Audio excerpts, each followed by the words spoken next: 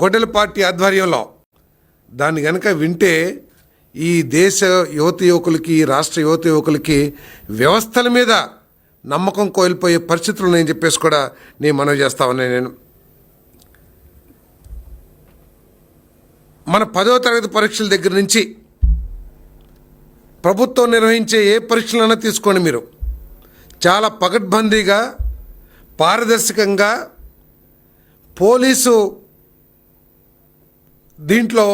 పోలీసుల కట్టుదిట్టమైన భద్రతా వలయంలో పరీక్షలు నిర్వహించడమే కాకుండా ఆ పేపర్లు తీసుకెళ్తాం కానీ వాటన్నిటినీ కూడా ఒక స్టోర్ రూమ్లో పెడతాం కానీ చేస్తారు. కానీ ఎంత దౌర్భాగ్యం, ఎవరు ఊహించను కూడా ఊహించలేరని చెప్పేసి మనం చేస్తా ఉన్నా. నేను ఈ రాష్ట్ర విధానాల్ని అమలు చేయాల్సిన అధికారులను ఎంపిక చేసే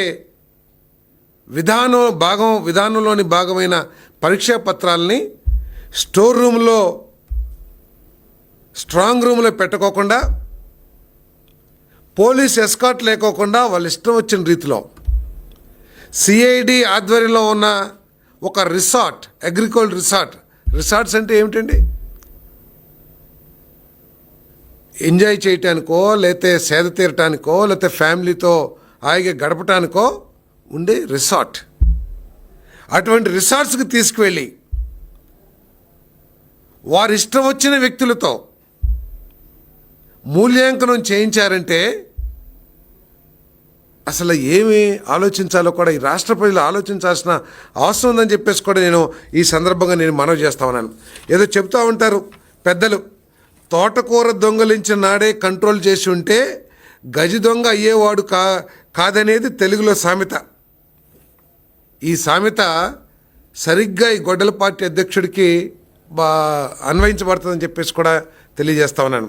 ఎక్కడో నేను చదివాను, నేను ఎవరో చెప్తుంటే కూడా విన్నాను. నేను ఏదో శివశివాని స్కూల్లో ఎక్కడో 10వ తరగతి పేపర్ లీక్లో భాగస్వామ్యం ఉంది, అది ఎంతవరకు కరెక్టో తెలియదు కానీ భాగస్వామ్యం ఉందని చెప్పేసి ప్రజలు నమ్ముతారు. అదే తరహాలో ఈరోజు ఏపీపీఎస్సీ మూల్యాంకనాన్ని ఇష్టం వచ్చిన రీతిలో చేయటం ఏంటో ఒకసారి ప్రజలందరూ కూడా ఆలోచించాలని చెప్పేసి మనం చేస్తాను. మనం ఏ విధంగా అయితే ప్రజాస్వామ్యాన్ని కాపాడటానికి బ్యాలెట్ బాక్సుల్ని కంటికి రెప్పలా కాపాడుకుంటాము ఎలక్షన్స్ అయిన తర్వాత, ఈ రాష్ట్రంలోనే లక్షలాది మంది యువత యువకులు రాసిన పరీక్ష పేపర్లను కూడా మనం అంత జాగ్రత్తగా స్ట్రాంగ్ రూమ్లో పెట్టి మొట్టమొదటి నుంచి పరీక్ష రాసిన కాడి నుంచి రిజల్ట్స్ వచ్చే వరకు కూడా కాపాడాల్సిన బాధ్యత ప్రభుత్వం మీద ఉంటుందని చెప్పేసి నేను మనవి చేస్తా ఉన్నాను. నేను ఆ బాధ్యతని విస్మరించి, అసలు ఏపీపీఎస్సీ అంటే ఇది అత్యున్నత సంస్థ. యూపీఎస్సీ ఎట్లాగో దేశ స్థాయిలో ఏపీపీఎస్సీ అనేది కూడా రాష్ట్ర స్థాయిలో అత్యున్నత సంస్థ. ఈ గ్రూప్ 1 ఆఫీసర్స్ని కానివ్వండి, గ్రూప్ 2 ఆఫీసర్స్ని కానివ్వండి, నియమించిన నియామకానికి జరిగే పరీక్షలు నిర్వహించే సంస్థ. అత్యంత పారదర్శకంగా గవర్నర్ చేత నియమింపబడ్డ కమిటీ ద్వారా ఈ సంస్థ యొక్క కార్యకలాపాలు నిర్వహించబడతాయి. నేను అడుగుతా ఉన్నా, మీరు చేసిన ఈ గ్రూప్ 1 ఎగ్జామ్ ప్రక్రియ ఏదైతే ఉందో ఆ ప్రక్రియలో ఏపీపీఎస్సీ చైర్మన్ ఇన్వాల్వ్మెంట్ కానివ్వండి, వారి ఆమోదం కానివ్వండి, ఎక్కడైనా ఉందా అని చెప్పేసి నేను ప్రశ్నిస్తా ఉన్నా. నేను వారి ఆమోదం లేకోకుండా, ఆ కమిటీ ఆమోదం లేకోకుండా చేయాల్సిన అవసరం ఎందుకు వచ్చింది ఆ ప్రభుత్వానికి అని చెప్పేసి కూడా నేను ప్రశ్నిస్తా ఉన్నా. నేను రూల్ 17 సెక్షన్ 9 ప్రకారం ఏ నిర్ణయాత్మకమైన పేపర్ అయినా సరే, రూల్ 17 క్లాజ్ 19 ప్రకారం ఏ నిర్ణయాత్మకమైన పేపర్ని ఏపీపీఎస్సీ నుంచి రిలీజ్ చేయాలన్నా కూడా చైర్మన్ ఆమోద ముద్ర తప్పనిసరి అని చెప్పేసి ఆ నియమ నిబంధనలు తెలియజేస్తా ఉన్నాయి. ఎందుకు మీరు ఉద్దేశపూర్వకంగా, మీలో కుట్ర లేకపోతే, ఈ మూల్యాంకనం అంతా కూడా ఒక ఫార్స్ కాకపోతే మీరు చైర్మన్కి లేదా కమిటీకి ఆమోదం ఎందుకు తీసుకోలేదని చెప్పేసి మనం చేస్తా ఉన్నాను. నిబంధనలు స్పష్టంగా చెబుతున్నారు. మెజారిటీ సభ్యులు ఆమోదంతో రూల్స్ని చేంజ్ చేశామని చెప్పేసి. కానీ ఏపీపీఎస్సీ నిబంధనలే చెబుతూ ఉన్నాయి, రూల్స్ చేంజ్ చేయాలంటే మెజారిటీ సభ్యులు ఒప్పుకున్నా కూడా ఆ ఏదైతే రూల్స్ని చేంజ్ చేశారో ఆ చేంజ్ చేసిన రూల్స్ని రాష్ట్ర ప్రభుత్వం ద్వారా గవర్నర్కి పంపించి గవర్నర్ గారి ఆమోదం తీసుకుని మాత్రమే ఆ మార్చిన రూల్స్ని ఇంప్లిమెంట్ చేయాల్సిన బాధ్యత ఉంటుందని చెప్పేసి మనం చేస్తామని నేను. కానీ మీరు మూల్యాంకనాన్ని అనాదిగా వస్తున్న విధానాన్ని పక్కన పెట్టి ఈ డిజిటల్ కరెక్షన్ మూల్యాంకనం ఏదైతే ఉందో ఎందుకు చేశారు అని చెప్పేసి నేను ప్రశ్నిస్తామన్నా నేను. ఆఖరికి ఎంత దారుణం అంటే ప్రజల్ని అమాయకులు అనుకుంటున్నారు ఈ గొడ్డల పార్టీ అధ్యక్షుడు. ప్రజలకి నేను ఏది చెప్తే అదే నమ్ముతారని చెప్పేసి భావిస్తూ ఉన్నారు ఈ గొడ్డల పార్టీ అధ్యక్షుడు. నేను ఏ విధంగా కావాలంటే ఆ విధంగా నేను మనుషుల్ని మార్చేయగలను, లేకపోతే మనుషుల్ని మెస్మరైజం చేయగలను చెప్పేసి భావిస్తూ ఉన్నట్టున్నారు ఈ గొడ్డల పార్టీ అధ్యక్షుడు. ఆఖరికి ఒకవేళ సిట్ని కనుక ఏపీపీఎస్సీ మీద ఏదైతే సిట్ రిపోర్ట్ ఇచ్చిందో ఆ సిట్ ఈ కూటమి ప్రభుత్వం ద్వారా నియమింపబడినట్లయితే ఇంకా ఏ విధంగా మాట్లాడేవాడో కూడా నాకు అర్థం కావట్లేదు. ఇది అదృష్టవశాత్తో లేకపోతే మంచి కోసమో హైకోర్టు ద్వారా నియమింపబడ్డ సిట్ ఇచ్చిన రిపోర్ట్ను కూడా తప్పుగా అన్వయించుకొని తనకి ఇష్టం వచ్చినట్లు భాష్యం చెప్పటం ఆయన దిగజారుడు మనస్తత్వానికి తార్కాణం అని చెప్పేసి కూడా నేను చెప్తా ఉన్నాను. ఒక విషయంలో honourable Shri justice DVSS Somayajulu గారు ఇచ్చిన రిట్ పిటిషన్లో this order will not preclude the APPSC from adapting digital or any other such advanced modes for the future evaluation. దయచేసి మీరు ప్రజలందరూ కూడా గమనించాలని చెప్పేసి మనం చేస్తామని నేను.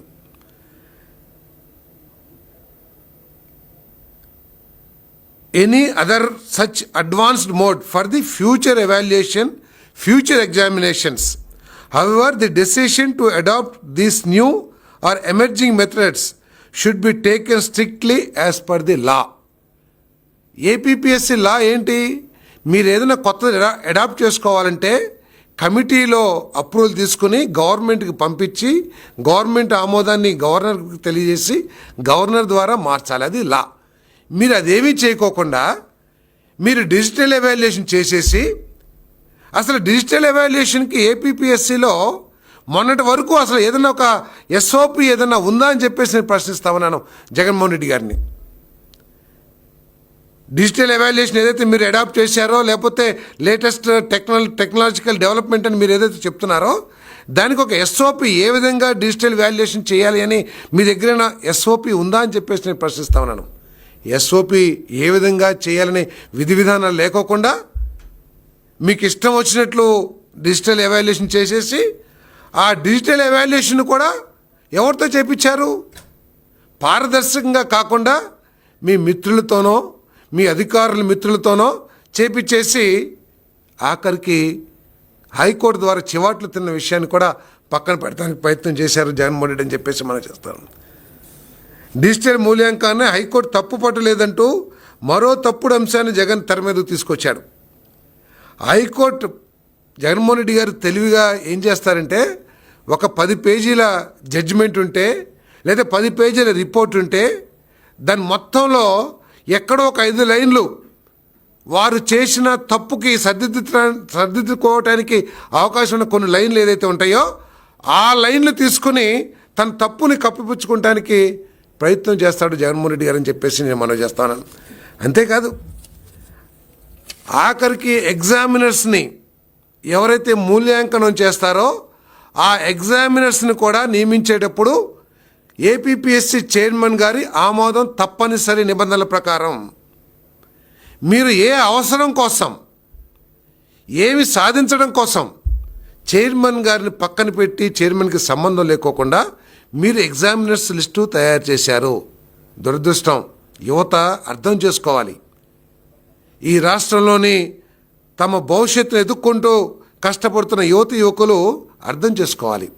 ఈ ఎగ్జామినర్స్లో కార్పెంటర్సు, ప్లంబర్సు వీళ్ళు కూడా ఉన్నారని కూటమి ప్రభుత్వం చెప్పట్లా. హైకోర్టు చేత నియమింపబడ్డ సిట్ ధృవీకరిస్తూ ఉంది. ఎవరిని పడితే వాళ్ళని ఇష్టం వచ్చినట్లు ఎగ్జామినర్స్గా చేశారు.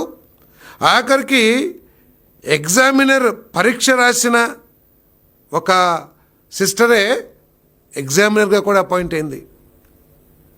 ప్లంబర్సు, కార్పెంటర్సు, డైలీ కూలీలు, హౌస్ వైఫ్స్ వీళ్ళు ఎగ్జామినర్స్గా ఉంటే యువత ఆలోచించమని చెప్పేసి మనం చేస్తామని నేను. ఇటువంటి పార్టీ అధికారంలోకి వస్తే మన భవిష్యత్తు ఏమవుతుంది? మన పెద్దలు ఎంతో కష్టపడి సాధించిన స్వతంత్రం ద్వారా, మా అంబేద్కర్ గారు రచించిన రాజ్యాంగం ద్వారా ఏర్పడిన వ్యవస్థలు ఏ విధంగా ఛిద్రమైపోతాయో యువత, ప్రజలు కూడా అర్థం చేసుకోవాలని చెప్పేసి కూడా నేను మనవి చేస్తామని నేను. అంతేకాదు దీంట్లో ఏపీపీఎస్సి నోటిఫికేషన్లోనే చెప్తారు వైట్నర్ ఎక్కడా వాడకూడదని చెప్పేసి. మనం ఏదైతే టైప్ చేసేటప్పుడు తప్పు వస్తే వైట్నర్ పూసేసి దాని మీద మళ్ళీ ఆ లెటర్ని కొడతాం, ఇది మాన్యువల్ టైప్ రైటర్స్లో. వైట్నర్ వాడకూడదని చెప్పేసి నోటిఫికేషన్లోనే, ఈ ఒక్క నోటిఫికేషన్లో కాదు, అనాదిగా వస్తున్న నోటిఫికేషన్ అన్నింటిలో కూడా వైట్నర్ వాడకూడదని ఉంటుంది. కానీ ఇష్టం వచ్చినట్లు వైట్నర్ పూసేసి మార్కులు వేశారు, వైట్నర్ పూసి జవాబులు మార్చేశారు. ఎందుకు ఆ నిబంధన పెట్టారు? కరెక్ట్గా రాసిన విద్యార్థిని శాబిటైజ్ చేయటానికి, లేకపోతే అతను నష్టపరచడానికి ఎవరైనా సరే వైట్నర్ పెట్టి తప్పు ఆన్సర్ రాయొచ్చు.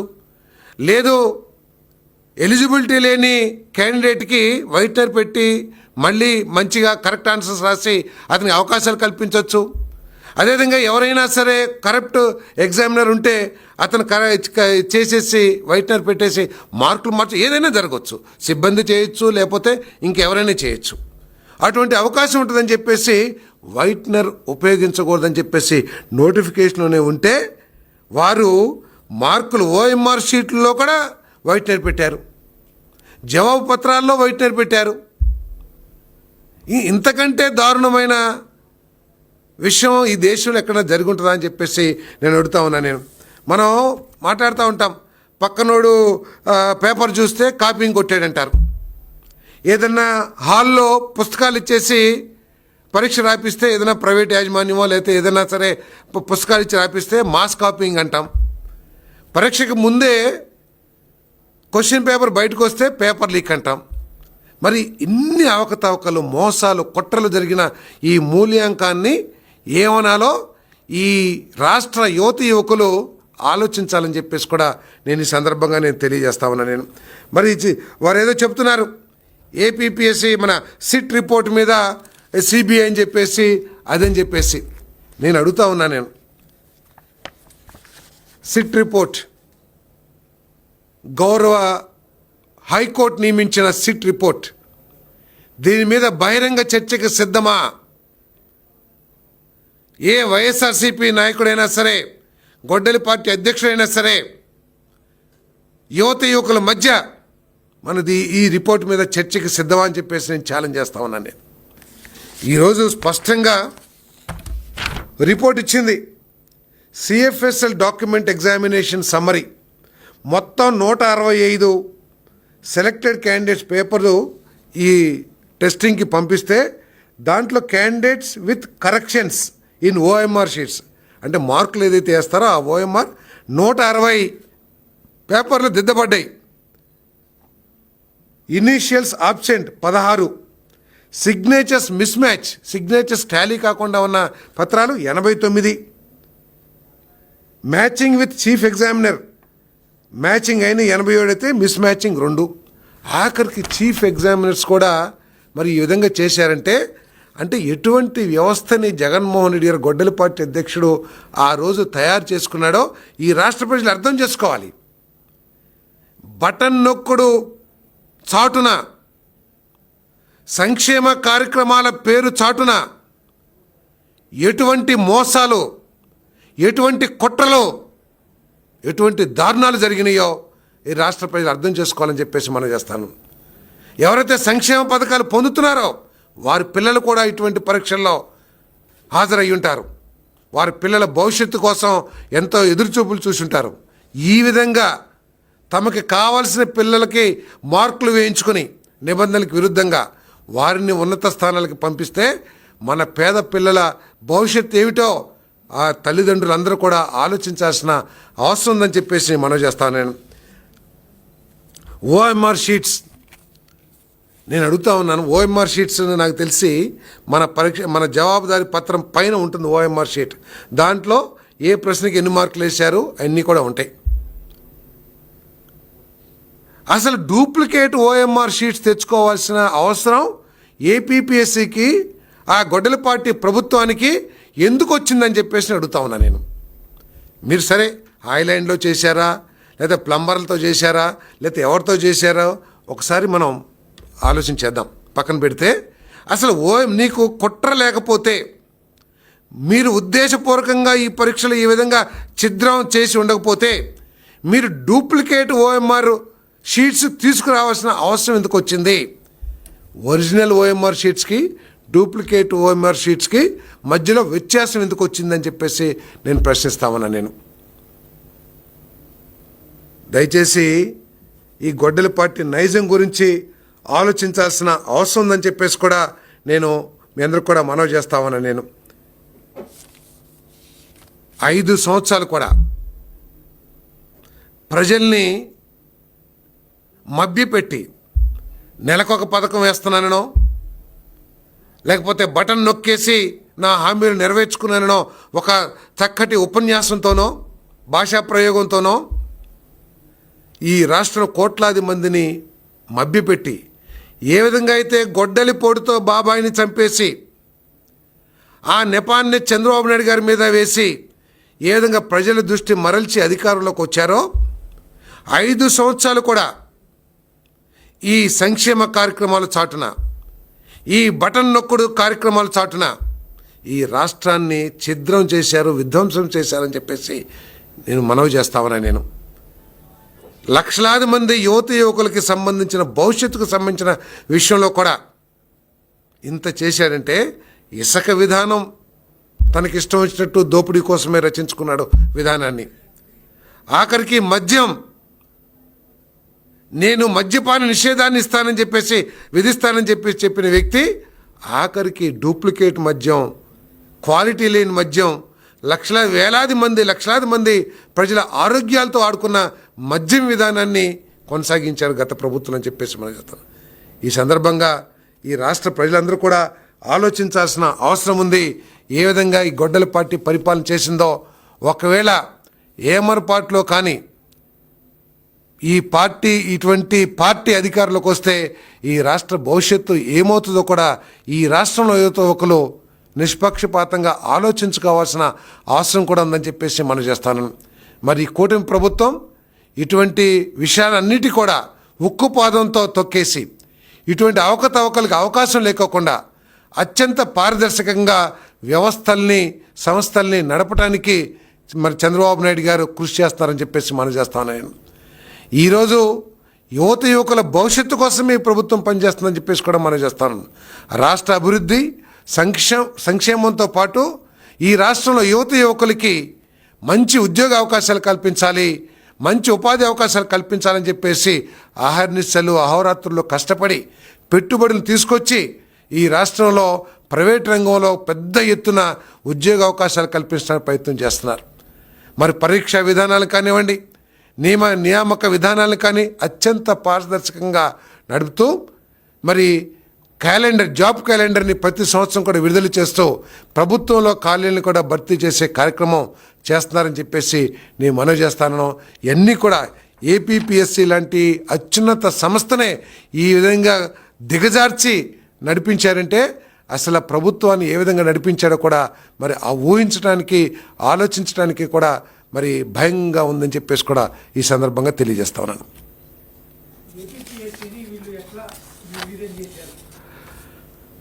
ఈ ఏపీపీఎస్సి పూర్తిగా కమిటీని, చైర్మన్ని గవర్నర్ గారు నియమిస్తారు.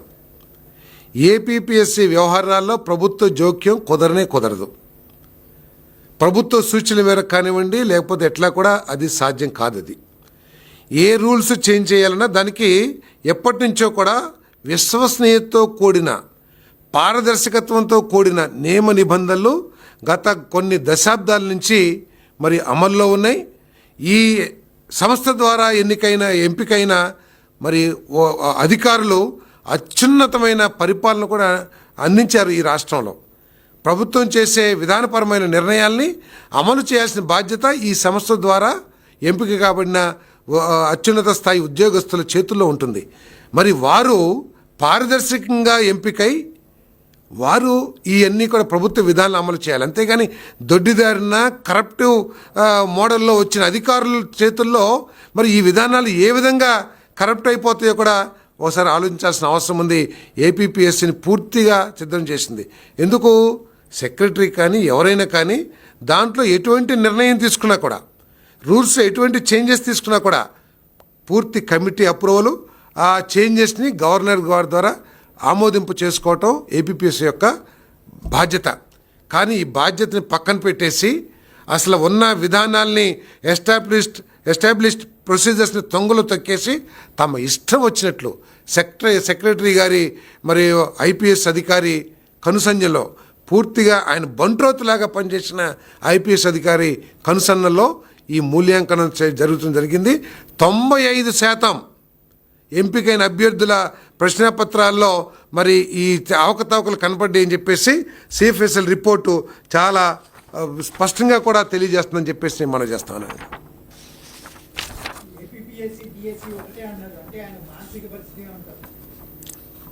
నేను చెప్పే కదా ఇందాక,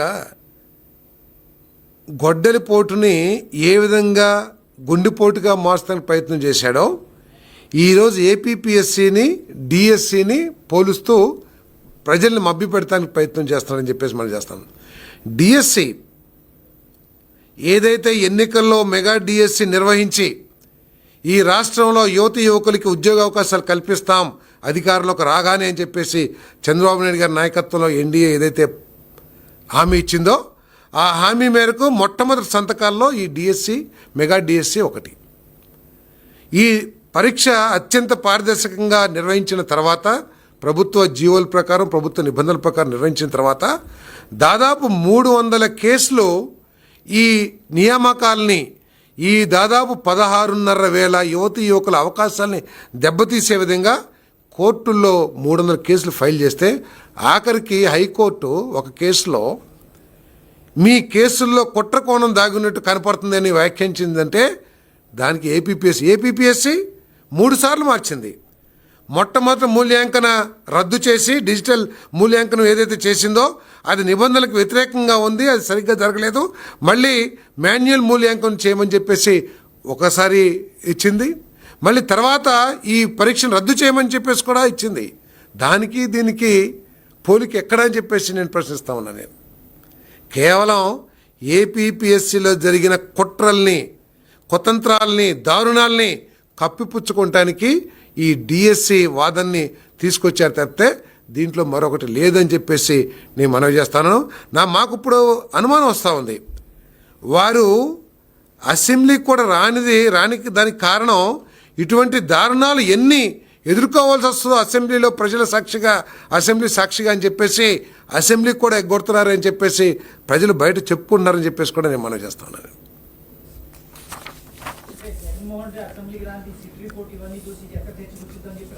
తప్పకుండా. ఎందుకంటున్నానంటే ఇప్పుడు జయప్రకాష్ నారాయణ గారు ఉన్నారు, లోక్శక్తి, ఆయన ఒక్కడే సభ్యుడు. భారతీయ జనతా పార్టీ ఈరోజు అప్రతిహతంగా 15 సంవత్సరాల నుంచి పరిపాలన చేస్తున్న భారతీయ జనతా పార్టీకి ఉమ్మడి ఆంధ్రప్రదేశ్ అసెంబ్లీలో ఒకే ఒక వ్యక్తి కిషన్ రెడ్డి గారు, తర్వాత ఇంకొక బై ఎలక్షన్లో గెలిచిన గౌరవ శాసనసభ్యులు భారతీయ జనతా పార్టీకి సంబంధించిన వాళ్ళు ఇద్దరే ఉండేవాళ్ళు, ఒకళ్ళే ఉన్నారు. అయినా కూడా వాళ్ళు వచ్చి ప్రభుత్వాన్ని నిలదీసి ప్రజల సమస్యల్ని ప్రజల దృష్టికి తీసుకొచ్చి ప్రభుత్వాన్ని నిలదీసి ప్రజలకి అనుకూలంగా అనేక నిర్ణయాలు తీసుకొచ్చారు. 11 మందిని గెలిపించారు. 40% ఓట్లు వచ్చాయని చెప్పేసి చంకలు కొట్టుకుంటున్నారు. మరి 40% ప్రజల ఆకాంక్షల్ని తొంగలో తొక్కి అవమానించి అసెంబ్లీకి రాకపోవడానికి కారణం ఏమిటి? 5 సంవత్సరాల్లో తాము చేసిన కుట్రలు, కుతంత్రాలు, దారుణాలు, దోపిడీలు అన్నీ కూడా బయటపడితే అసెంబ్లీ సాక్షిగా అని చెప్పేసి భయపడి రావట్లేదని చెప్పేసి ప్రజలందరూ కూడా భావిస్తున్నారని చెప్పేసి నేను మనవి చేస్తా ఉన్నాను. నిన్న కూడా కౌన్సిల్లో చూసాం 4 రోజులు కౌన్సిల్ని నడవనీలా. వారు వేసిన ప్రశ్నలే ప్రజలకు సంబంధించి, దాని మీద ఇంట్రెస్ట్ లేదు. ప్రభుత్వం ముందుకొచ్చింది అనేక విషయాలు. ఎల్నినో ఈరోజు రాష్ట్ర రైతాంగాన్ని అతలాకుతలం చేస్తున్న, భయానికి గురి చేస్తున్న ఎల్నినో వాతావరణ పరిస్థితుల మీద చర్చించడానికి, దాని ద్వారా ఎల్నినో పరిస్థితులు అధిగమించడానికి ఏం చేయాలి, ఏం చేస్తుంది, తర్వాత మీ దగ్గర నుంచి సూచనలు తీసుకుంటానికి ప్రభుత్వం సిద్ధంగా ఉంటే మీరు కౌన్సిలింగ్ నడపనీలా. కానీ మీ వ్యక్తిని తీసుకెళ్ళి డిప్యూటీ చైర్మన్గా కూర్చోబెట్టుకుని 3 గంటలు ప్రతి ఒక్కళ్ళు మాట్లాడే వరకు కూడా ఆ కౌన్సిల్ సమావేశాన్ని నిర్వహించుకున్నారే. ప్రజలందరూ అర్థం చేసుకోవాలని చెప్పేసి మనం చేస్తాను. ఈ గొడ్డలి పార్టీకి అధికారం అనేది ఒక తమ స్వార్థం కోసం వినియోగించుకునే ఆయుధంగా భావిస్తున్నారు తప్పితే, అధికారం అనేది ప్రజల జీవితాల్లో మేలు చేయటానికి, వాళ్ళ జీవితాలకి భవిష్యత్తుకి బంగారు పునాది వేయటానికి కాదనేది ప్రజలు అర్థం చేసుకోవాలి. గొడ్డలి పార్టీ యొక్క